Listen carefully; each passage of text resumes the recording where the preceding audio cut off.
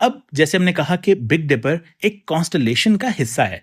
उस कॉन्स्टलेशन का नाम है अर्सा मेजर या फिर बिग बेयर, बड़ा भालू। इसको उर्दू और अरबी में दुब्बे अकबर भी कहते हैं।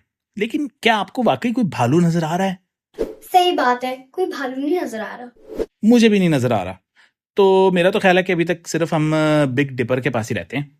अब ये बात समझना बड़ा ज़रूरी है कि ये जो हमें पैटर्न नज़र आ रहा है, ये सिर्फ हमारा दिमाग सितारों की इस अरेंजमेंट के अंदर से एक पैटर्न निकाल रहा है। असल में, हकीकत में, अगर हम स्पेस में किसी और जगह से इन सितारों को देखें तो हमें ये पैटर्न बिल्कुल नज़र नहीं आएगा, क्योंकि सितारों का आपस में असल फासला इतना ज़्यादा है कि हमें डिपर तो बिल्कुल भी नज़र नहीं आएगा। अब इस बिग डिपर को देखने का एक तो मज़ा ये है कि आप अपने दोस्त और फैमिली को शेयर कर सकते हैं, उनको दिखा सकते हैं।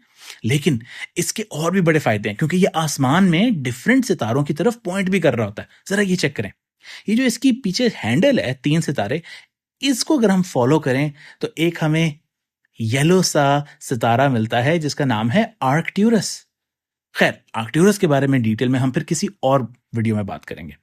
इसी तरह अगर हम इसके यही सॉस पैन का जो आखिरी 2 सितारे हैं, ये पॉइंट करते हैं शायद आसमान में सबसे इंटरेस्टिंग सितारे की तरफ, नॉर्थ स्टार यानी पोलैरिस यानी पोल स्टार, या फिर इसको उर्दू और अरबी में कुतबी सितारा भी कहते हैं।